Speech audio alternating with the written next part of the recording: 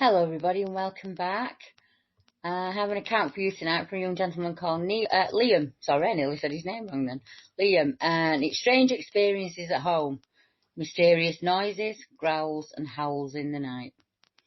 And Liam said, I contacted you today as I've been experiencing some strange howls and noises close to home. And I wondered if any of your readers had experienced anything of a similar nature. I'd say the first time I'd ever noticed anything, I would have been about 10 and 11 years old at the time. And it was just after I'd gone to bed in the summer. And there were dogs barking everywhere along the streets. And I was at my window listening to all the noise and the commotion. And after around half an hour of it starting, all the barking stopped suddenly. And I could hear a faint howl that sounded as if it was kind of distorted. Not a howl you'd expect to hear, like foxes or dogs. This howl was really strange. So I went and got my mum, so she too could listen and tell me what it was. And she stood at the window, smirking at first as if she was just going along with it to humour me, as I was a young boy then. But then she heard it herself, and her face immediately dropped, and she quickly said, "Oh, it's nothing." I almost believed her, but as soon as she said it, she went all the way around the house checking that the doors were locked and by closing all of the windows.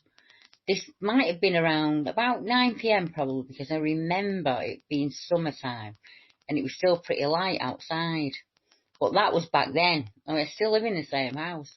And the second time was quite a long while after, as I was about 21, and I started to notice things again last year, around September time, so it'd be 2017.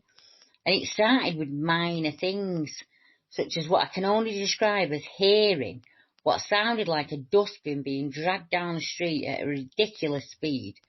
Then later in the night, there were obvious sounds of things being thrown and hitting the wire fence on the field across the road from my house. I think the strangest of what I'd possibly heard is I started hearing these noises, and then I'd be hearing the horses in the field sounding like they were petrified and they were stampeded around. And there were 2 nights where there was really long, drawn-out groaning sounds that would get closer to the house and then fade away. And this would repeat and then get closer again. Both times they persist for about an hour, hour and a half, maybe slightly longer. But during that time, every other animal, including the very loud dogs in the street, were completely silent.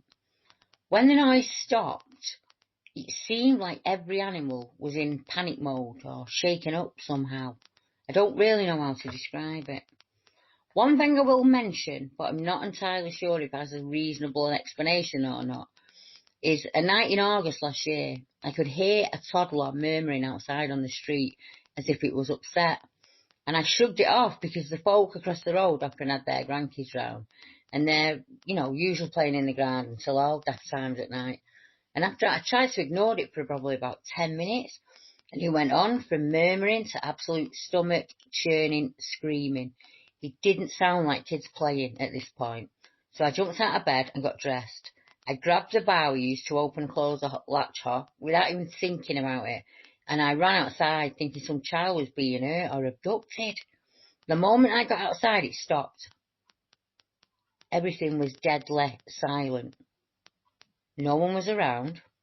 And that's when it hit me about hearing from people with dogman and Bigfoot encounters where the creature may imitate sounds of children in distress, or shout your name or something to lure people outside.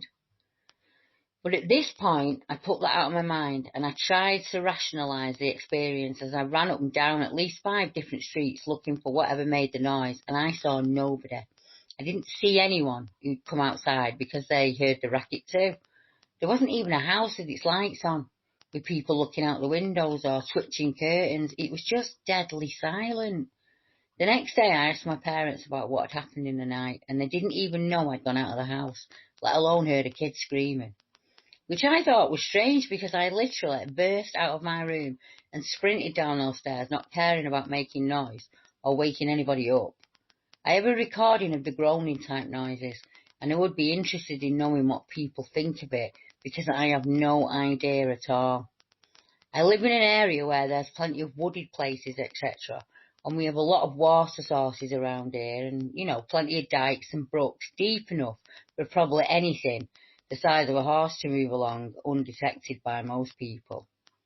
Also, the area near my house where the noises seem to have been emanating from has now been designated a nature reserve, and have gone to quite an effort to keep people out. I will make sure to have a wander around the area and see if I can make out any signs, or just see if I can see anything unusual. Thanks, Liam. Now, Liam lives in the kind of setting we're used to seeing here at British Bigfoot, right on the edge of town, surrounded by fields and rivers and streams, woods and dikes. It makes a perfect environment. Many species of wildlife use the area for food, and the River Dern is known for salmon, and many anglers flock to the area. Other accounts close by include the tree-shaking creature, the Niners Quarry Thing, Nottingley 1989, the large black muscular creature of 2010, and the ivy den creature sighting of the 80s, all of which can be found on the map, and there is a link included to that. But I was very lucky in the fact that Liam actually sent the recordings over, so if you just give me a second, you'll be able to hear them for yourself. Let me know what you think, because they are incredibly strange. Not really sure what he's hearing, but here we go.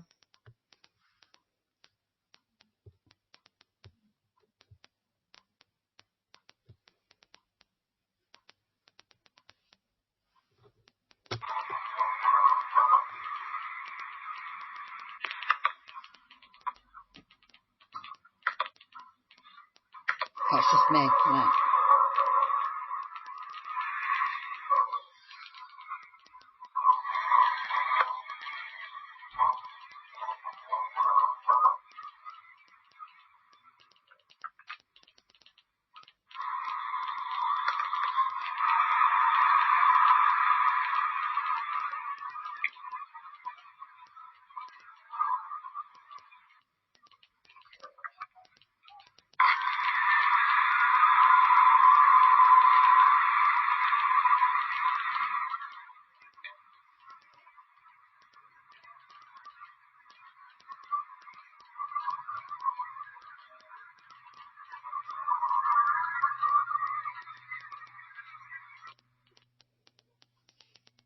You know, as you can see, that's an incredibly strange recording, isn't it? So let me know what you think. If we're very lucky that Lee Vida looks at a lot of things for me and does audio. But if you're out there and you think you can identify what they might be, please get in touch with me and let me know, and I can pass it on to Liam.